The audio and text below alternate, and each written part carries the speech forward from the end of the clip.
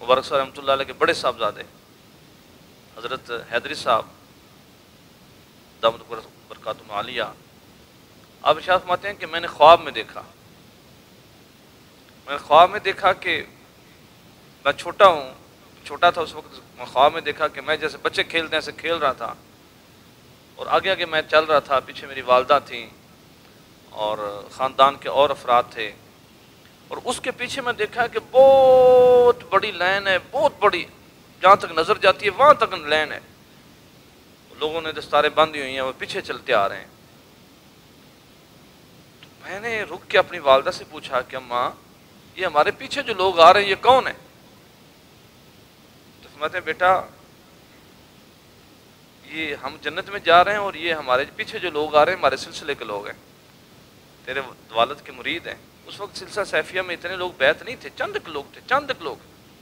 مطلب میں جب حیران ہو گیا کہ اتنے زیادہ لوگ، حیدر صاحب فرماتے ہیں کہ آج میں دیکھتا ہوں جب مشرق و مغرب جنوب و شمال جس جگہ بھی نظر پڑتی ہے وہاں پہ سلسلہ سیفیہ کے لوگ نظر آتے ہیں۔ مولانا شمس عثمانی رحمۃ اللہ علیہ آپ نے بڑے لوگوں کی منزلیں طے فرمائی، بلکہ یہاں تک کہ جو بزرگ فوت ہو چکے تھے ان میں بھی بعض ایسے بزرگ تھے جن کو فوت ہونے کے بعد ان کی جو منزل رکی ہوئی تھی آپ نے وہ بھی اس کو توجہ کی برکت سے وہ بھی کامل ہو گئے، وہ بھی آگے نکل گئے۔ ادھر افغانستان میں ایک مزار تھا، مولانا شمس عثمانی رحمۃ اللہ علیہ جمعے والا دن تھا تو آپ کا ایک سالک جو ہے وہ جمعے کے بعد آ گئے۔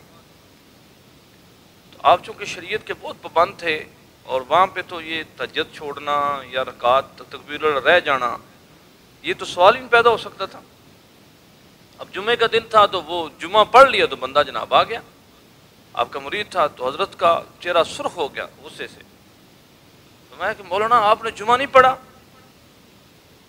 تو انہوں نے عرض کی حضرت بارش تھی اور مجھے ٹانگے والے نے وہ فلان جگہ پہ اتار دیا۔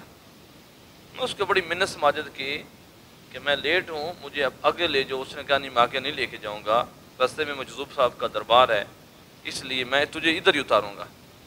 متیں کہ وہ پھسلن تھی، گارا تھا، مٹی تھی، میں تو گرتے گرتے بڑی مشکل سے پہنچا ہوں، بارش تھی، ٹانگے میں مجھے اتار دیا۔ تو فرمایا ٹانگے والے نے کیوں اتارا، آگے کیوں نہیں لے کے آیا؟ تو لوگوں نے بتایا کہ یہ مشہور ہے اس گاؤں میں کہ وہ اگر کوئی ٹانگے والا اس دربار کے پاس سے گزرتا ہے اوپر بیٹھ کے تو اس کا گھوڑا جو مر جاتا ہے، وہ الٹ جاتا ہے۔ مولانا صاحب نے فرمایا کہ آؤ میرے ساتھ۔ حیدری صاحب باقاعدہ طور پہ ان بندوں کے نام بھی بتاتے ہیں، فلانے فلانے صاحب کو لیا، ان کو پیچھے بٹھایا، ایک کو آگے بٹھایا، خود آپ آگے بیٹھے، فرمایا چلو۔ جب وہ حد آئی دربار کی تو آپ نے فرمایا ٹانگے والے سے آگے چلو۔ اس نے کہا جی مولانا صاحب میں تو نہیں جاؤں گا، میرا تو ایک گھوڑا ہے اور میں نے کئی لوگوں کے گھوڑوں کو ادھر دیکھا ہے کہ ان کا نقصان ہوا ہے۔ تو مولانا صاحب رحمۃ اللہ اپنے آسا پہ ہاتھ رکھ کے فرمایا تجھے میں کہتا ہوں چلو آگے۔ وہ بندہ ڈرتے ڈرتے گھوڑا وہ جو سڑک تھی وہاں پہ اس نے ڈال دیا۔ اب وہ ٹی کی شکل بنی ہوئی تھی، سڑک گزرتی تھی اور ادھر جو ہے ان کے دربار کو جگہ جاتی تھی، ان کے دربار سے پاس سے گزرنا تھا۔ جب وہ ٹی والی جگہ پہ پہنچا تو آپ نے فرمایا گھوڑے کو موڑو اور دربار پہ لے جاؤ۔ اب اس نے کہا جی میں تو پہلے جو سڑک سے گزر رہا ہوں یہ میرے، اب میں دربار پہ کیسے لے جاؤں، یہ تو میری تباہی ہے۔ میں کہ تجھے میں نے کہا دربار پہ لے کے جاؤں، نکلو چلو چلاؤ۔ ایسا فرماتے ہیں کہ وہ دربار کی طرف چلا اور یہاں تک کہ دربار کا دروازہ آ گیا، فرمایا اندر گھوڑا داخل کر دو۔ وہ جو چار دیواری تھی وہ ادھر، فرمایا ادھر گھوڑا کے کر دیا اس کا، آگے وہ درباشی شروع ہوتا تھا۔ تو مولانا شمس رحمۃ اللہ علیہ نے اس مزار کی طرف متوجہ ہوئے اور فرمایا کہ اے مجذوب صاحب ابھی اب ادھر ہی رکے ہوئے ہیں، یہاں سے آگے نکلو۔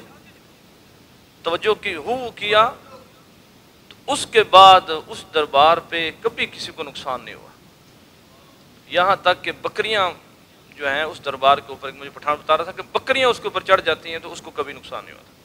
پہلے یہ حالت تھی کہ پاس سے اگر بندہ گزرتا اس پورے گاؤں میں مشہور ہو گیا کہ آج مولانا صاحب نے توجہ کر کے مجذوب صاحب کا جو مرتبہ ہے وہ جذب سے آگے، حالت سکر سے انہیں آگے گزار دیا ہے، اور اب وہاں پہ کسی کو نقصان نہیں ہوگا، اب وہ ٹانگیں چلتے ہیں۔ مولانا اشرف گنگوہی رحمۃ اللہ علیہ، آپ کو اللہ پاک نے بہت زیادہ طاقتیں عطا فرمائیں.